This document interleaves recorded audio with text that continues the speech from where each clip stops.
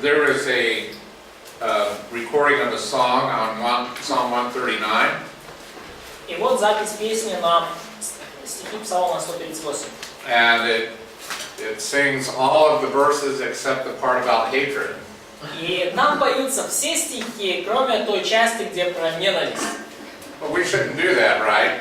Но нам не нужно этого делать, правда?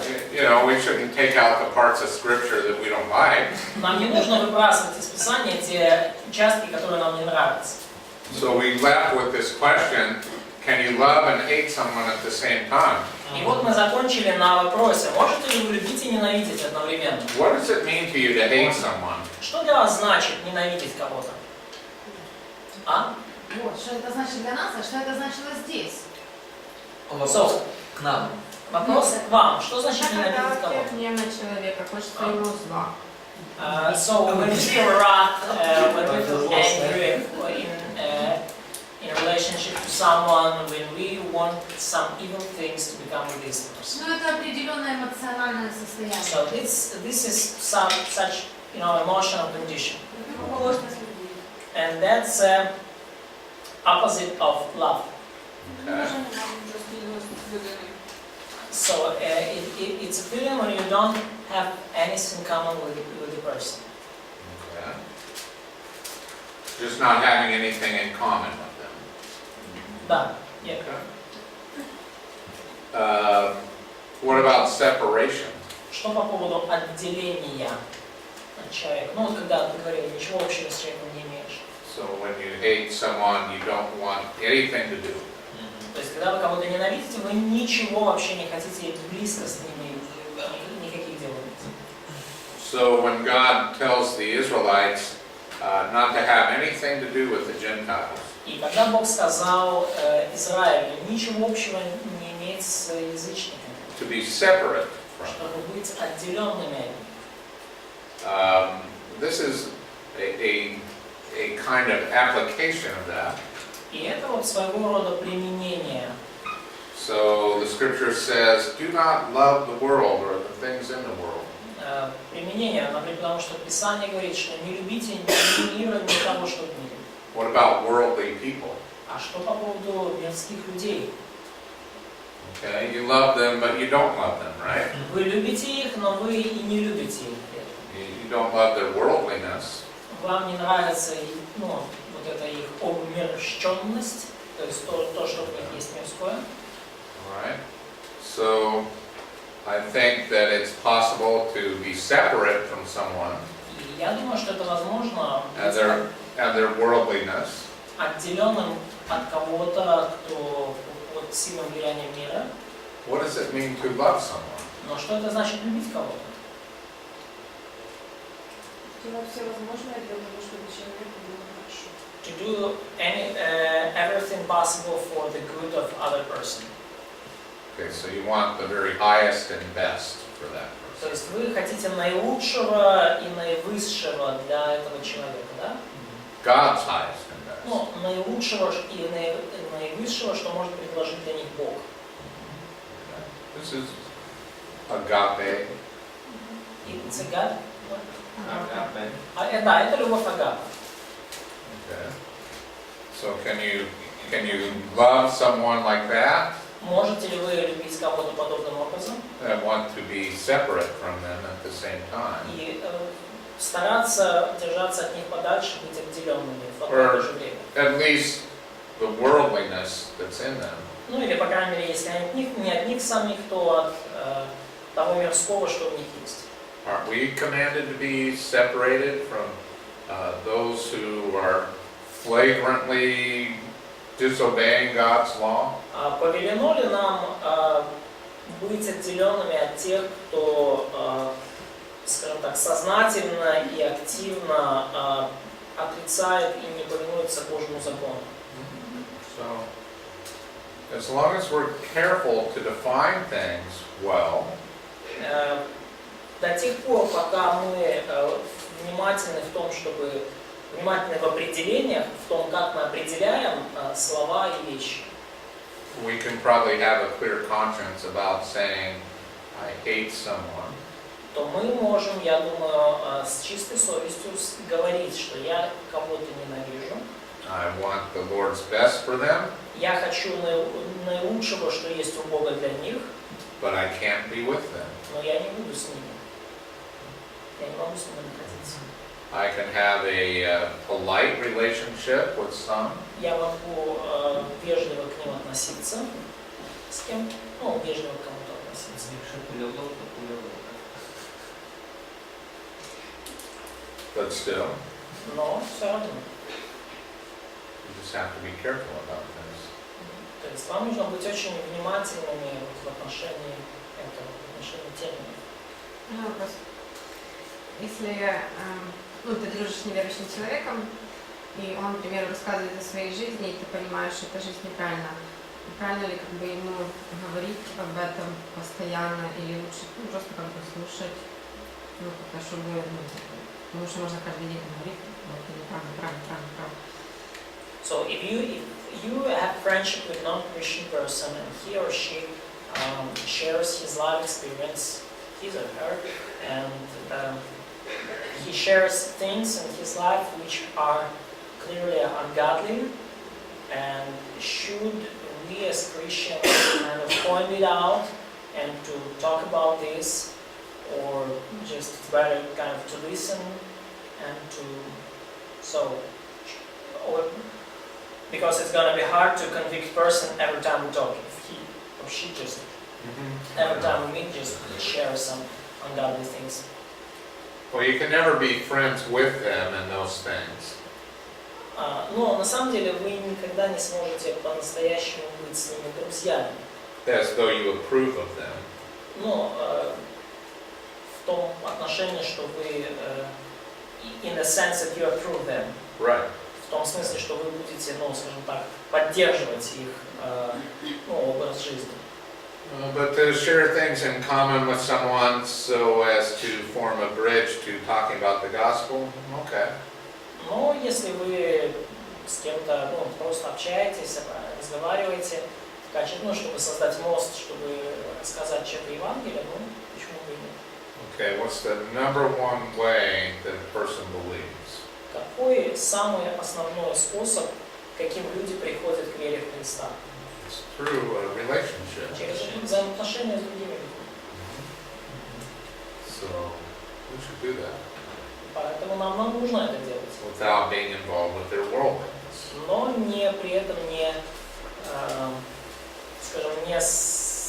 участвовать в их безбожном, аморальном, мирском образе жизни.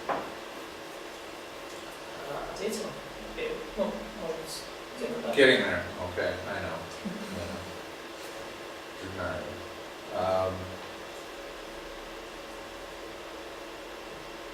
As far as separation, we have to be very careful. If someone's flagrantly immoral, И когда речь идет о отделении, нам нужно быть здесь очень внимательными. То есть является ли какой-то человек откровенно, ярко, совершенно очевидно аморальным. И он, или его образ жизни. be very careful То есть вам нужно быть действительно очень that you do not get caught up in their way of life. И вам нужно также быть внимательным в том, чтобы не попасть под влияние такого человека и не пойти ее путями. When we form emotional connection with people, Когда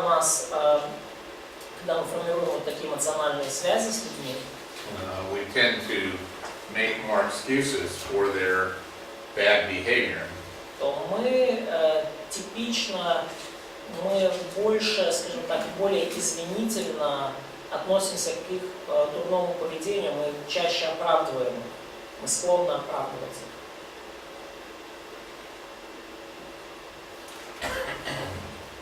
So what about someone who is threatening your life?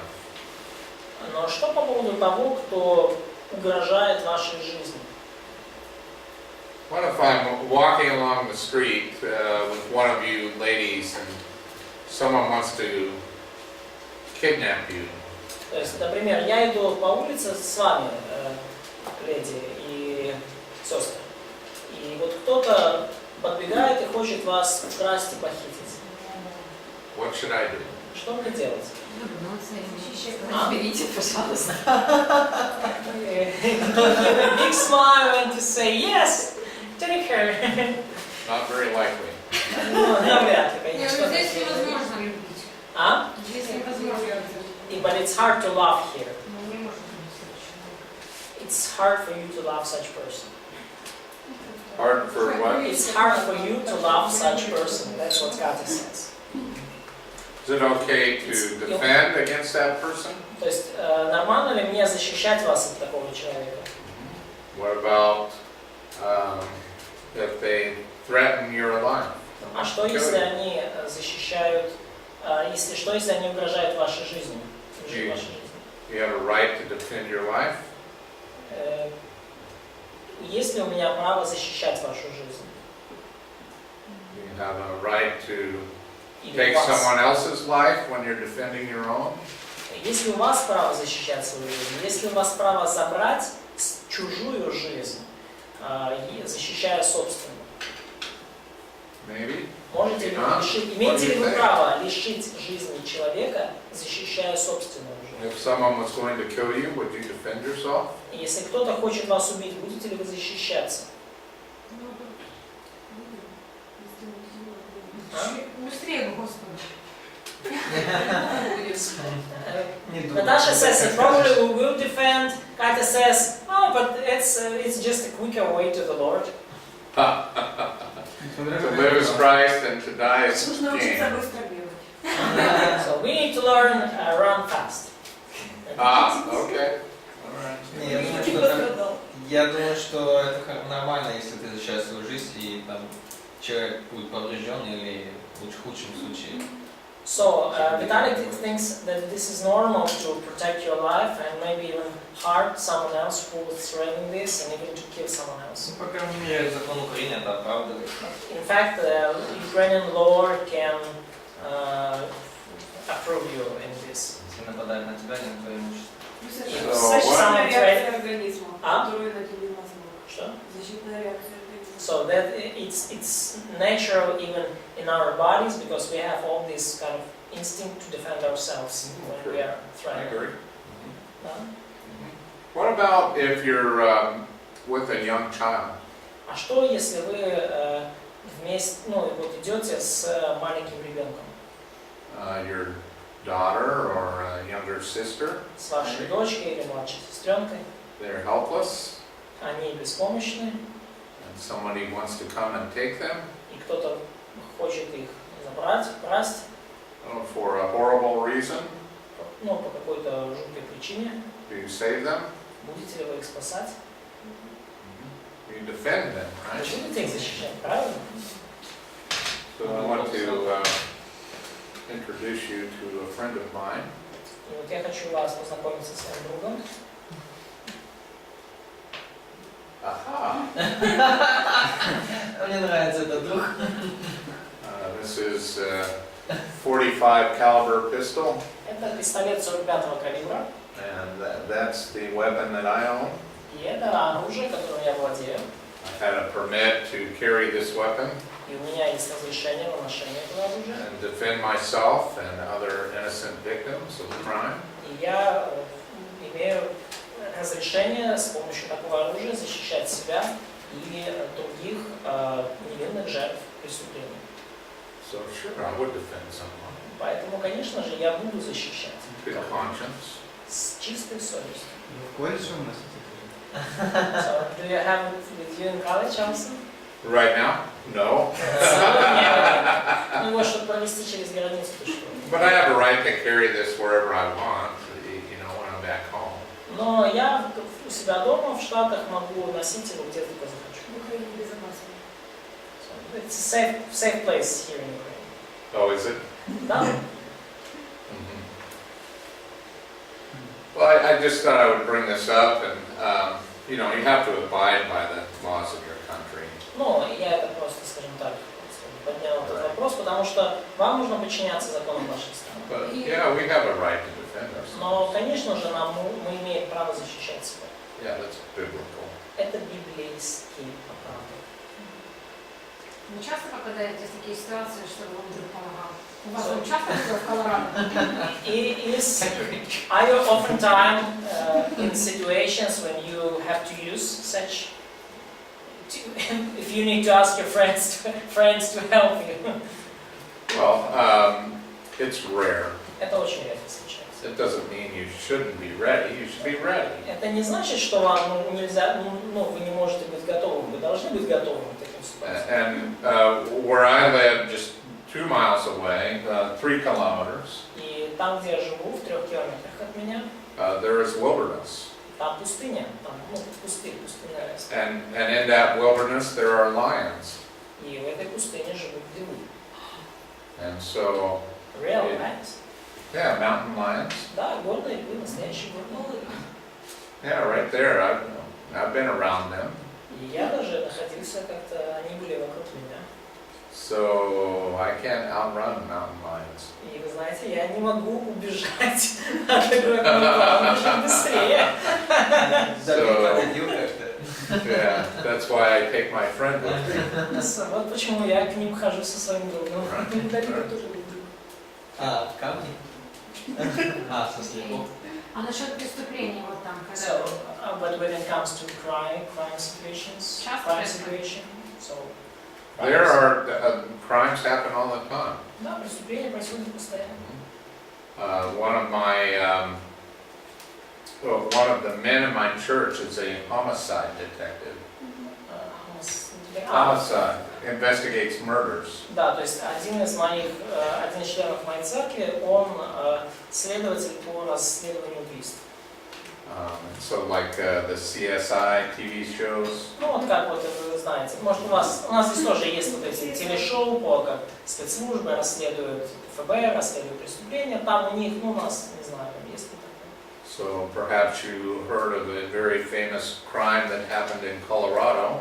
Ну, я думаю, многие из вас слышали о очень известном преступлении, которое случилось в штате Колорадо 3 years ago. 3 года назад.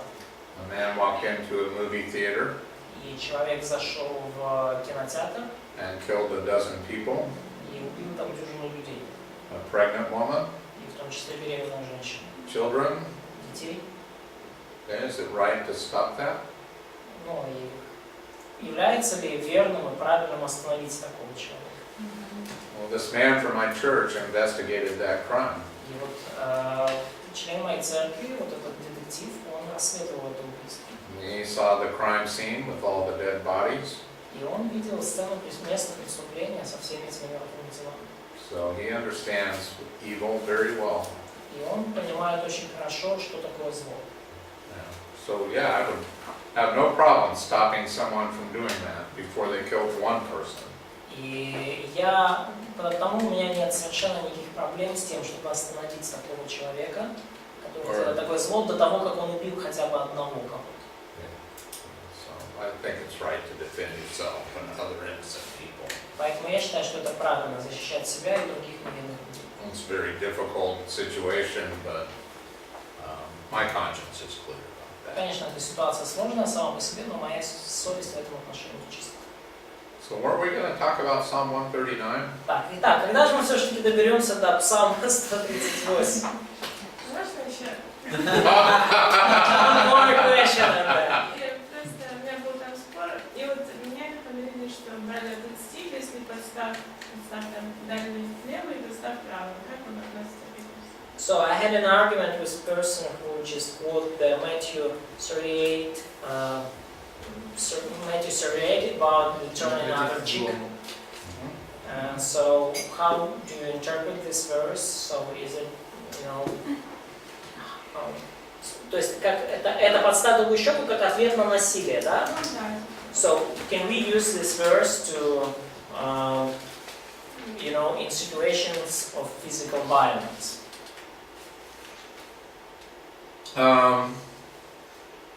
It's just someone slapping you on the cheek. Ну, это когда просто кто-то вас ударит по щеке. It doesn't say if someone's going to come and murder or rape or whatever. Там не говорится о том, что кто-то хочет убить вас, ограбить или изнасиловать. Yeah, there's no harm done, and when you someone slaps you on the cheek.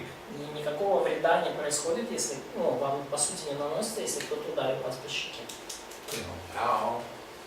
That's it. Yeah. Мужчинам не наносится. But if it's my man who beats, Девушка наносится. Well, yeah.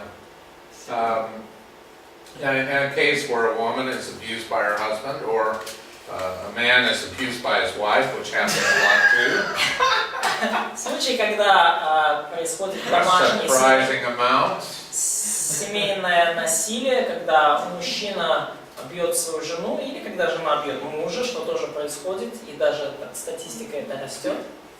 So, I think that the woman should get out of there И я думаю, что жена должна поскорее убраться из этого места, to a safe place. в безопасное место. Yeah, don't hang around. Нельзя находиться в таком месте. Last one. Последний. Но это тоже, просто перед этим Иисус говорит, я говорю вам, не противьтесь злому. В каком отношении? Ну, просто... So before that, Jesus says that do not. Матфея 5. Я знаю это место сейчас.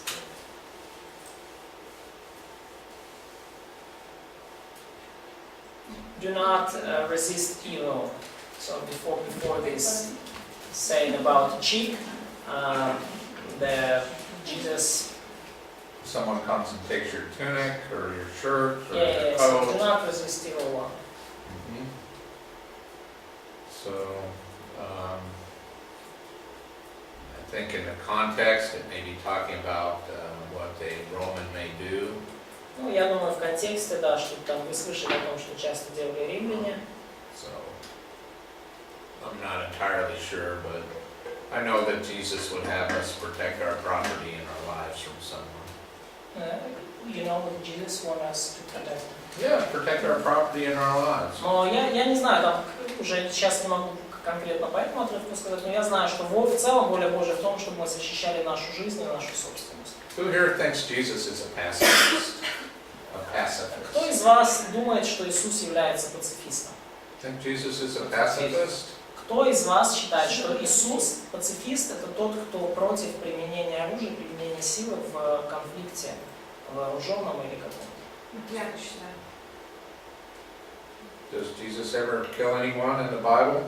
Скажите, Иисус никогда никого-то в Библии не убил, не убьет, не убивает? Ever read the book of Revelation? Вы книгу Откровения читали? Да, они как пацифисты. Это Бог. But he's God. А Иисус не Бог? And he's man. И он уже человек при этом. And when he lived as a man, И когда он жил как человек, he lived as a man. он жил как человек. Yeah, so, yeah, I understand, he's God. Ну, So, я понимаю, что он... we can't ever compare ourselves to Jesus, Мы right? никогда не сможем себя с ним сравнить. Or should we imitate Jesus? Но должны ли мы подражать Иисусу? Oh wait, we should imitate Jesus. О да, мы должны подражать. But Jesus said, go buy a sword to his disciples. Но Бог сказал своим ученикам, пойди и купи меч. Didn't he? Да, сказал? Why? To just display it in your house or to use it? Why did he tell them? It wasn't to protect him because he had to die. Ну, то есть это было понятно, что не для того, чтобы его защищать, потому что So он what were they going to use that sword for? шел на смерть. Но для чего же нам использовать этот меч? Peeling potatoes? Для того, чтобы нарезать помидоры. Когда он сказал, ну теперь, кто имеет мешок, тот возьми его, также и сумму, а кого нет, и продай и одежду свою, и купи меч. Чтобы хлеб резать, правильно. To cut bread, of course, Uh-huh. to protect yourself. 22:36 Луки. So they wanted the disciples to be protected even though he had to die. И он хочет, чтобы ученики были защищены, чтобы они могли защитить себя, даже несмотря на то, что ему предстоит умереть. Yeah. Go buy a sword. Идите купите меч. Да. Просто тоже есть случаи, когда пришли Иисуса брать, и Петр начал защищать Иисуса. So there is an occasion when Jesus was arrested, and Peter tried to use a weapon to protect him. Yeah. So Иисус he's тоже не not защищал. supposed to protect Jesus. He has to die. not supposed. Да, вам не нужно защищать было Иисуса в тот момент, потому что Иисус шел как раз Именно таки тот умирать. момент, да? Yeah. Yeah, Peter thinks the sword is to protect Jesus. И Петр решил защитить Иисуса мечом. Yeah. Peter isn't the smartest guy. Ну, Петр на самом деле не такой, не так уж сильно обременен интеллектом. А? He almost messed up the guy. Yeah, I mean, you know, he almost ruined salvation for all of us. Он чуть не испортил план по спасению каждого из нас. Yeah, didn't want that to happen. И вы бы не хотели, чтобы это случилось. Want to talk about Psalm 139 yet? Да. Так, и что, поговорим насчет Псалма 138? Ну, давайте. Сейчас туда опять руку раз. Я не поняла, тоже. So David starts out with, "You have searched me and known me." Давид начинает с того, что Господи, Ты испытал меня и знаешь. He is addressing God directly, И он обращается к Богу напрямую. and he acknowledges that God searches the hearts of men. И он признает, что Бог испытывает сердце человека. And he asks God to do this. И он просит Бога сделать это. Now, he goes through God's ability to search and know him for many verses. И в течение нескольких многих стихов он говорит о способности Бога испытывать, исследовать и познавать кого-либо, да, человека. Haven't we illustrated through our lengthy discussion on Russia, Ukraine, crime, self-defense? So how this is illustrated? Yeah, I mean, we've demonstrated that this is a difficult subject. Да, и как мы понимаем, да, что это сложный вопрос, да, что мы это вот проиллюстрировали столь долгой дискуссией о России, Украине, самозащите и так далее. I mean, at least we agree that this is a difficult subject. То есть, как минимум, мы согласились с тем, что вопрос сложный, вопрос трудный. Okay? Well, David agrees with us. Но и Давид с нами также соглашается, This is very difficult. что ситуация эта сложная. And that's why this psalm is written. И вот почему псалмопевец так пишет. The psalm is written because it's very difficult to know when to hate someone who hates God and His people. И вот почему псалом написан, потому что очень трудно понять, как любить или как ненавидеть того, кто ненавидит Бога и ненавидит Божий народ. So that's what this psalm is about. И вот о чем, собственно, псалом. Как относиться к тому, кто ненавидит Бога и Его народа. So, standing, И вот я стою. am I sitting? И Бог знает меня, когда я сажусь и когда встаю. Да? How many times a day do you stand and sit? Сколько раз в день вы встаете и садитесь? It's like saying He knows every minute and every movement of your day. И по сути он этим говорит, что Бог знает вас каждую минуту вашей жизни. He also knows with perfect knowledge И также он знает совершенным образом our longings from afar. наши помышления. And this Hebrew word indicates what we want from our value system. И вот это еврейское слово, оно подчеркивает наше помышление в плане нашего намерения, наше намерение, исходящее, и желание, исходящее из наших ценностей. What you value most, you think about the most. Что вы больше всего цените, о том вы больше всего и думаете. What you value most, you long for. И то, что вы больше всего цените, к тому вы больше всего и тянетесь, стремитесь, того вы больше всего желаете. And what you think about and long for determines the outcome of your lives. И то, о чем вы думаете, и то, к чему вы тянетесь и стремитесь, все это определяет, скажем так, во что ваша жизнь превратится на выход. Romans 8, 5, and 6 teaches this. Римлянам 8, 5 and 6. Римлянам 8 глава, Romans chapter 8, verse 5, 6. Римлянам 8 глава, 5-6 стих этому учат. Ибо живущие по плоти о плотском помышляют, живущие по духу о духовном. Помышление плотские суть смерти, помышление духовное жизнь и мир. Okay? God knows all that. Бог знает это все. He knows what we do outwardly. И Бог знает, что мы делаем, ну, как мы поступаем, скажем так, то, что видно извне. And what we think about inwardly. Но также Он знает, о чем мы помышляем внутри нас. So get over it. God knows everything about you. То есть, поэтому просто вот примите это, потому что Бог знает, что Бог знает о вас все. He knows your innermost thoughts. Он знает ваши самые глубокие потаенные мысли. Even the bad ones. И даже худшие из них. He knows them before you think them. И Он знает о них еще до того, как вы о них подумали. In verse 3, И в стихе 3 God gives guidance and care in David's travels.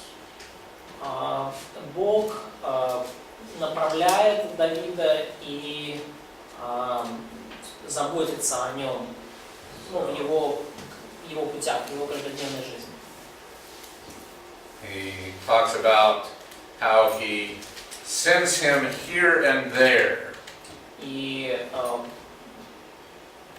Давид говорит, что Бог видит его и там, и здесь. Okay, do you want to know where I've been in the last year? Хотите ли вы знать, где я был в прошлом году? A lot of places. Во многих местах. So, where am I right now? И где я сейчас? Ukraine. В Украине. Okay. I'm really glad I'm here. Но я рад, что я здесь. Okay. But God guides us Но Бог направляет нас. and brings care to all of our paths. И Он заботится о всех наших путях. It says he brings care to our paths. И поскольку Он заботится о наших путях, So no matter where you go, God's with you. то неважно, куда вы идете, Бог с вами. And he cares for you. И Он о вас будет вечно заботиться. It's kind of nice to think about. И здорово об этом думать, правда?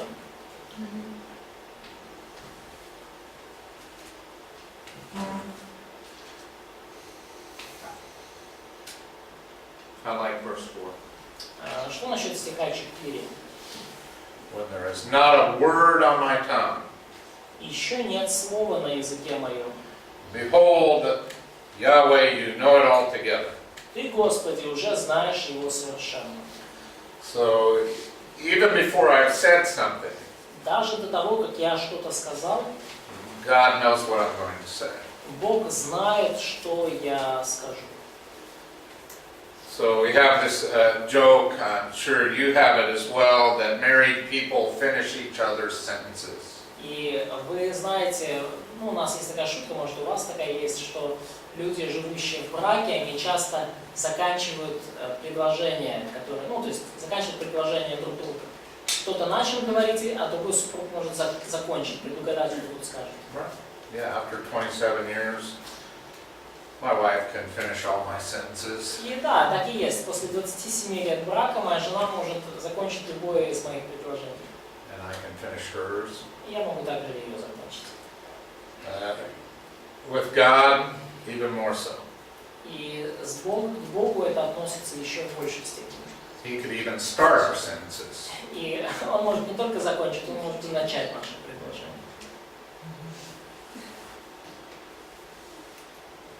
God knows us so well И that He Бог knows знает us. нас настолько хорошо, что Он может. In verse 6, it talks about divine discipline. И в стихе verse 6, 6 or 5? 6, oh, 5. в стихе 5 он говорит о божественной дисциплине. Божественном дисциплинировании. So he uses this Hebrew word which means to confine, to lay siege to a city, to treat someone as an enemy. То есть, да, он использует вот это слово, да, объемлешь, to enclose, yeah? So the word to siege the city, yes? То есть буквально это слово объемлешь означает военный термин, когда осаждают город. То есть город в осаде, да, вот он объемлется врагами. Мне кажется, как будто обнимет, So, положит. it's just, we read this like, you know, you hug me. Я You это just- так воспринимала, что обнимет, положит руку. So we're kind of, we're on his arms, he just, Well, this word means to confine or to treat an enemy. It's this word right here. да, ну вот This это, is sur. вот это слово прямо здесь, оно означает, ну, как заключить заключить в плен и обращаться как с врагом.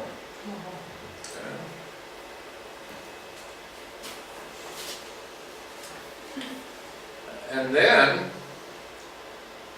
he doesn't say hand, he says the palm of your hand, or the palm of his hand, so the palm. И он, да, то есть, когда вот говорится, что полагаешь на мне руку твою, тут буквально говорится не о руке, а о ладони руки. So when we're going the wrong way, И если мы идем не теми путями, если мы идем дурными путями, God surrounds us, Бог нас окружает, and then he lays his palm on our shoulder to get our attention. в осаду и, так сказать, кладет ладошку нам на плечо, чтобы привлечь наше внимание. And it's a very gentle image. И эта картина такая очень, скажем так, мягкая, очень вежливая. You know when I'm going the wrong way, Lord, and you know how to get my attention. Ты знаешь, то есть иными словами говорит, ты знаешь, Господь, когда я иду дурными путями, ты знаешь, как в этом привлечь мое внимание. And so I can't go forward, I can't go backward, И потому я могу пойти вперед, я могу пойти назад, I can't go left, I can't go right. пойти влево, пойти вправо. And then he lays his palm upon me. Но Он положит на меня свою ладонь, So that I look to him. чтобы я обратился к Нему. And this is God's way with us. И вот это вот путь, которым Бог с нами имеет дело.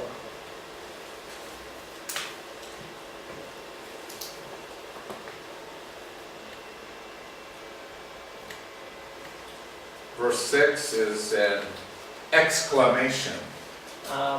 Стих 6 это как провозглашение, заявление. He says, knowledge too wonderful for me. Он говорит, что дивно для меня ведение Твое, Inaccessibly high, высоко, I cannot obtain it. и я не могу, высоко не могу постигнуть его. So God has infinite knowledge of all things. И Бог, Он имеет, Он владеет совершенным знанием обо всем, And we just have to be amazed at that. и мы просто должны быть в этом смысле потрясены им. And so verses 1 through 6 are about the omniscience of God. И стихи с 1 по 6, они действительно говорят в основном о всеведении Божьем. So who wants to tell me what the omnipresence of God means? Кто мне может сказать, что значит вездесущесть Бога? То есть мы здесь говорили о всезнании Бога. А он спрашивает сейчас, кто мне скажет о том, что значит вездесущесть. Все, везде. So he is everywhere. Okay, he's everywhere at all times. Он везде в одно и то же время? Да. Yes. Okay. Good. На небесах, на земле, под землей и везде.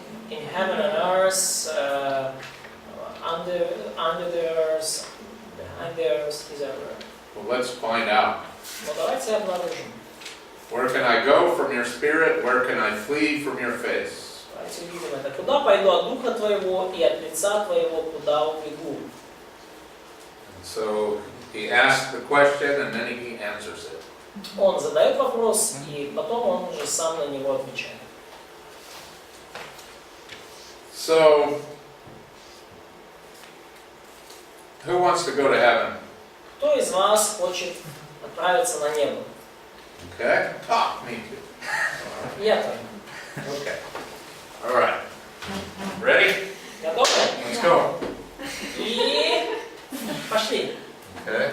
I used to be a coach in track and field. Я как ваш тренер, да, то есть Okay. I taught high jumping. я был тренером по легкой атлетике. Я учил людей прыгать в высоту. Okay. Okay. But no one I ever coached made it all the way to heaven. Но никто из всех, чьим тренером я был, никогда не допрыгнул до небес. I guess I wasn't that good of a coach. Может быть, я не такой уж хороший тренер был. So, if I ascend into heaven, И если я взойду на небо, well, we got up there. If we could jump that high, and we got up there, но если мы очень высоко подпрыгнем, мы туда аж таки доберемся.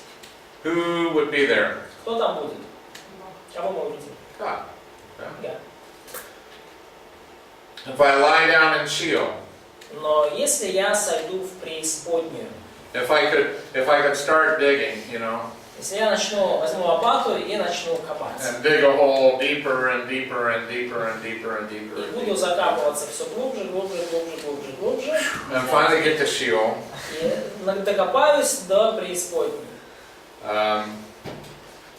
says, "Look, you." И я так, опа, ты! He's surprised, right? I got down to Sheol, and there he is.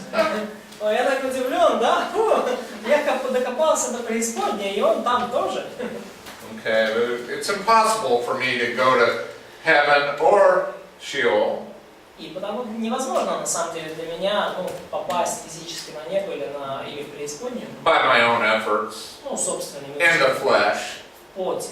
Yeah, I can't do that. Я, конечно же, не могу это сделать. Yeah. So, but if I could, Но если бы я мог, who would I see?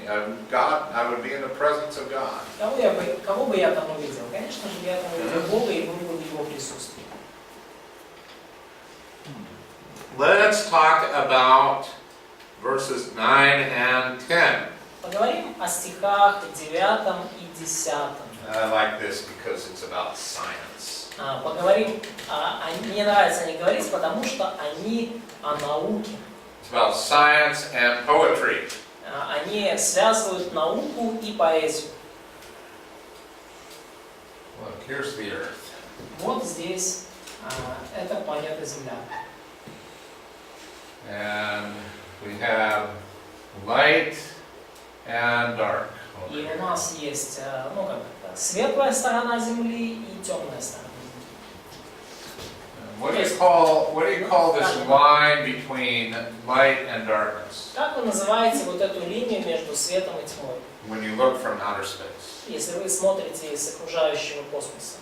Or when you look at the moon at night and it's just a half moon, and there's a dark side and a light side. И когда вы смотрите например, на Луну, и вы видите там только, скажем так, половина Луны, на самом деле, потому что там у нее есть еще темная сторона. Do you have a special scientific name for that? Есть ли у вас какой-то особый научный термин для этого, чтобы обозначить ту часть Земли, которая находится в данный момент под светом Солнца? Или линию, которая отделяет? Maybe? No? Не помним. Or maybe you don't know. Можно? And in English it's called the terminator line. Terminator, yeah? Терминатор? Terminator line. Ну вот сейчас нас нет слова такого, поэтому... Ну, ограничительная линия, ладно, все, ограничительная линия. Просто. Okay. Буквально мы в Штатах так называем эту линию, ограничительную. So the earth is rotating on its axis, right? И Земля же крутится еще вокруг своей оси, правильно? So how fast does this line seem to move across the face of the earth? И как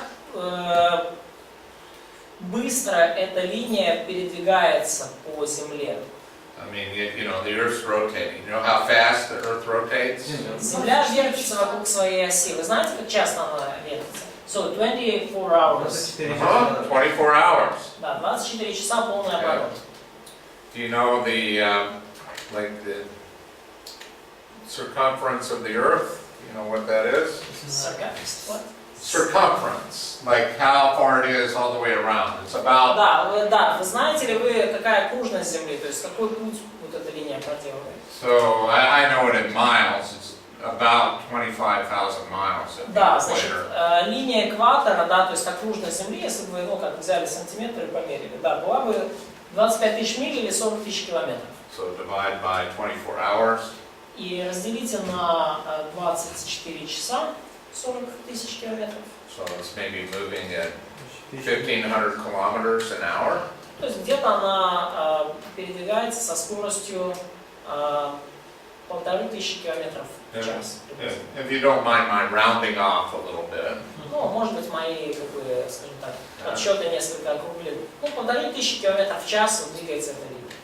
So this expression, the wings of the dawn, И вот это вот выражение «крылья зари», is a poetic expression. where? Poetic. Это выражение образное, поэтическое.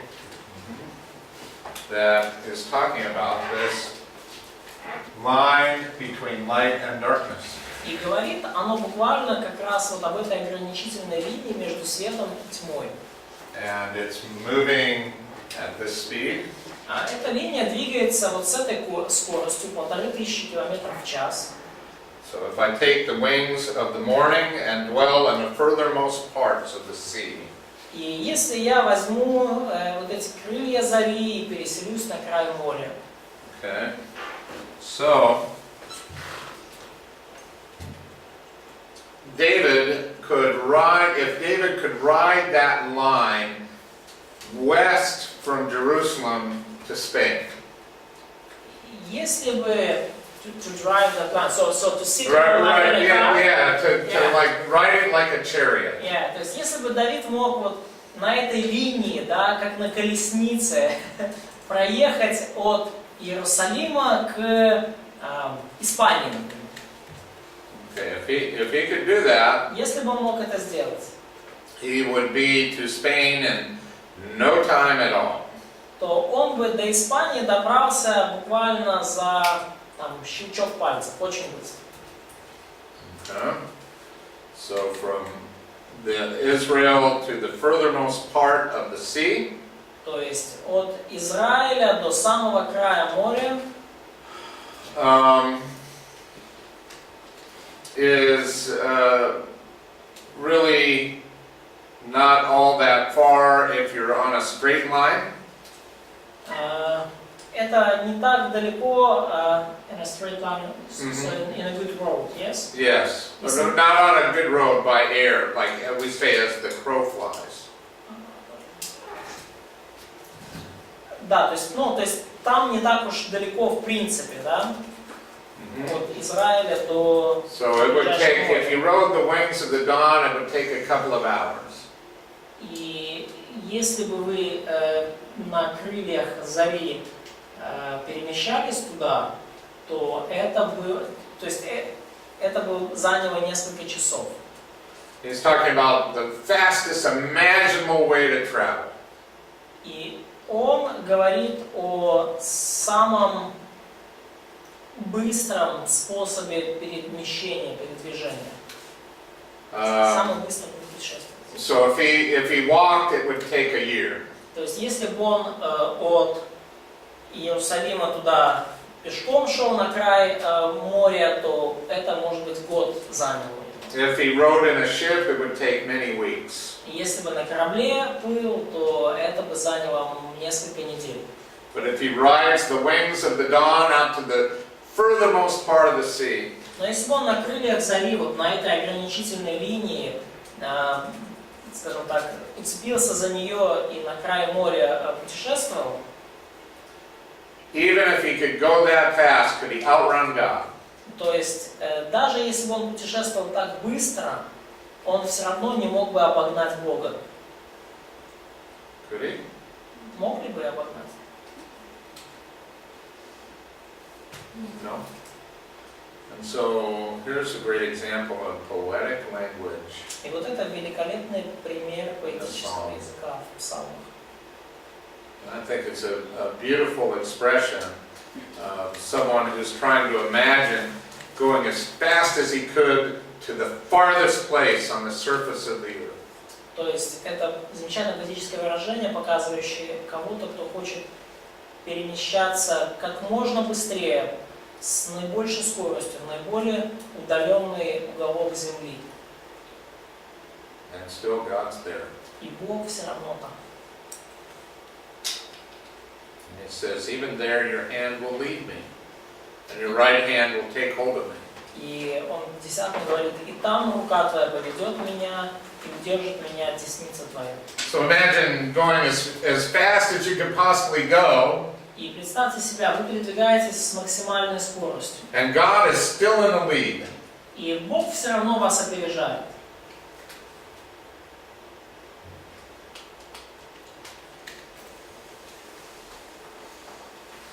How would you say it with our modern understanding? Как бы вы сказали это вот, с нашим нынешним современным пониманием? Well, how would you put this figuratively? Как бы вы это сказали современным языком? Even if I will sit in the jet air, on the Concorde, which is the fastest one. Concorde is fast. Если даже если я полечу на самолете Concorde, самый быстрый. How about even if I rode in a rocket Или даже если я полечу на ракете, and went to the moon and back? я отправлюсь на Луну и назад. There would be God waiting for you. И там тоже Бог скажет: привет, я здесь. Будет ждать. Welcome to the moon. Добро пожаловать на Луну. God is everywhere at all times. Бог везде, и во всякое время Бог находится в каждом месте. So, is God there in the darkness? Let's get there. Is God there when it's dark? И находится ли Бог здесь, когда темно? And this is verses 11 and 12. Стих 11 и 12 об этом говорят. Surely the darkness shall fall on me, even the night shall be light about me. Скажу ли, может быть, тьма скроет меня, и свет вокруг меня сделается ночью. So, have you been in a very dark place? Были ли вы в очень темных и затемненных местах? When there is no light anywhere? Где нигде нет ни света, ни электричества. It's hard to find these places in a city, you В know. городах такие места трудно найти, да? In the United States, we have a place called Carlsbad Caverns. И в Соединенных Штатах у нас есть место, мы называем их пещеры Карлсбад. A very famous cave. Очень знаменитая пещера. So you can walk on a trail all the way down into this cave. И вы можете по ступенечке, по лесенке спуститься на самый низ вот этой, по тропинке спуститься на самый низ пещеры. Пещера, углубленная в земле. 500 feet down, down, down. 500 футов, это где-то 150 метров. 150 meters, yes? Да, close. Где-то около 200 метров. But on the trail is a mile long. Но сама тропинка, вот, которая туда вниз ведет, она длиной где-то, ну, в милю, это почти 2 километра. to get there. То есть столько надо пилять, чтобы туда попасть. And as a part of the tour, they turn off all the lights. И это часть, скажем так, экскурсии, часть вот этого, скажем так, путешествия туда, они выключили там полностью весь свет. And you know how God made our eyes, right?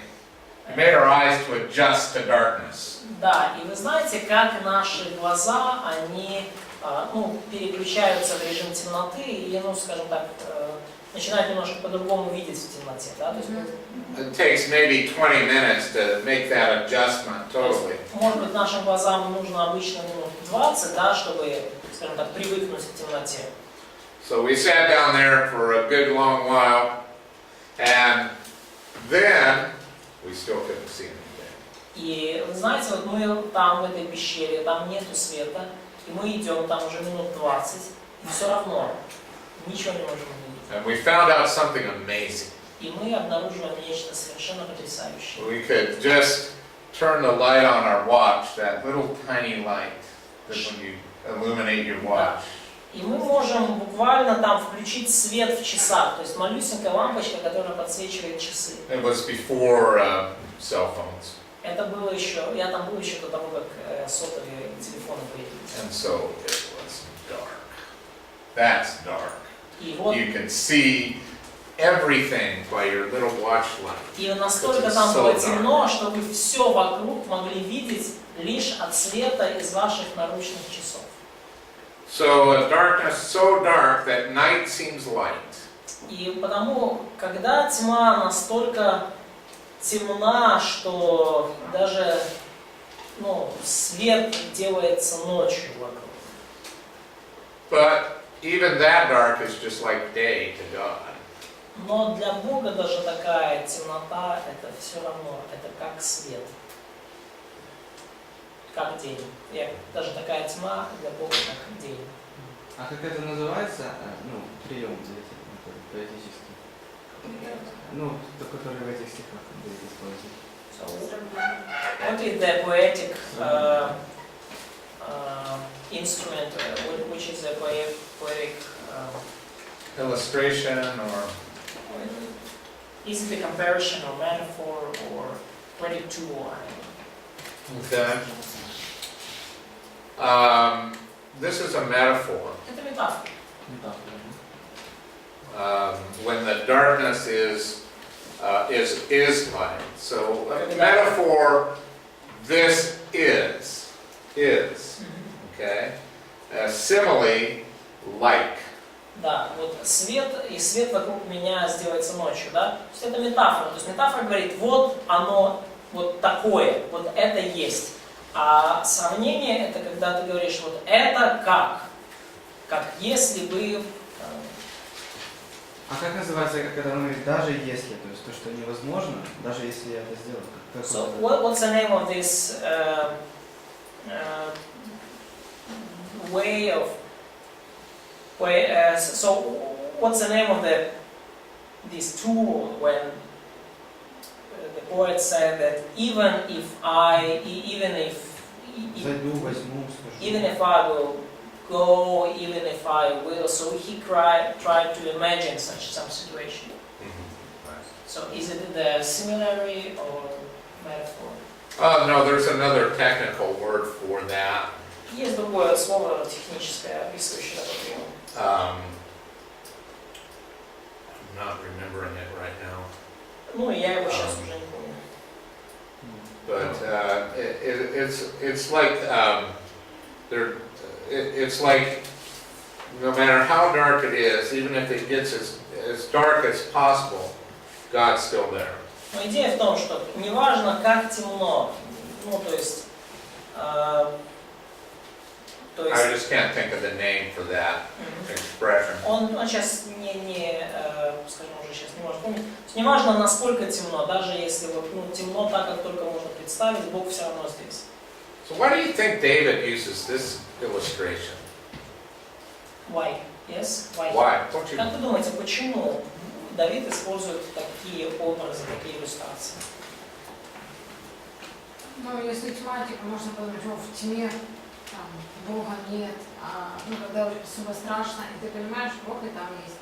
So, because if it's dark, so you're going to think or maybe feel like, oh, there is no God, I'm so afraid, so maybe I can do anything I want, so because God is not seeing me, and then you understand, yeah, God. Чтобы абсолютность подчеркнуть. So, to prove the absolute character of God's omniscience, omnipresence.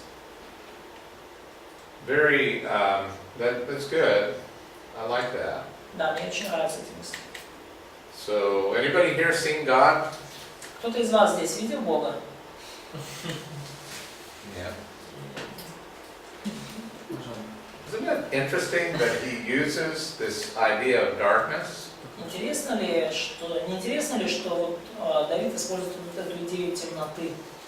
If it's the darkest of dark, God is still there. Если темнее темного, так темно, как только может быть, и Бог все равно там. But here we are in plain daylight. We can't see God, can we? Но вот мы здесь, и у нас свет дня, и мы все равно не можем увидеть Бога. So what if I said this, and you tell me where this is in the Bible? И вот что если я вам такое скажу, и вы мне напомните, откуда это в Библии? No one has seen God at any time. Никто не видел Бога никогда. Иоанна Первая глава, What chapter and verse? John 1. Два родных сына, существующих. John 1:19, or 1:11. 1:18. John 1:18. Let's see. Да. Okay, so congratulations. Поздравления. Okay. That's one of the two places where it says that. Это What's the other one? одно из двух мест, где об этом говорится. А какое второе? А второе, сейчас. Короче, Where's the other place? Тимофея вроде бы. 6:16. может быть, даже Коринфянам. 1 John 4:12. 1 Иоанна 4:12. Let's read that one. Давайте его прочитаем. 1 Иоанна 4:12. Бога никто никогда не видел. Если мы любим друг друга, то Бог в нас пребывает, и любовь Его совершенно в нас. Now let's read John 1:18. Теперь прочитайте, пожалуйста, и назад Иоанна 1:18.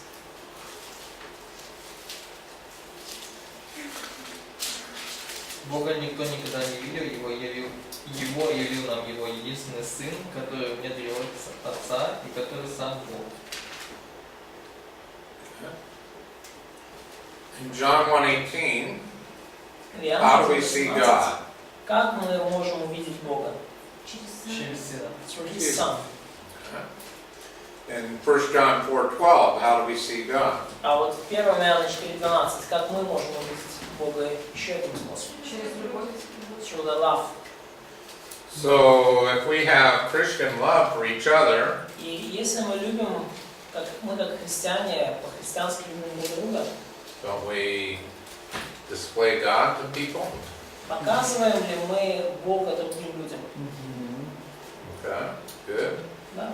How about any other fruit of the Spirit count as well? For the... To show God? Какие есть еще способы показать Бога, увидеть Бога? What if I have peace instead of fear? Что если у меня есть мир, а не страх? Что если у меня есть внутренний мир вместо страха? Does that show God? Показывает ли это Бог? No, I think so. Я тоже так думаю. Joy instead of anger? Радость вместо гнева. Okay, so the fruit of the Spirit? Плод Духа.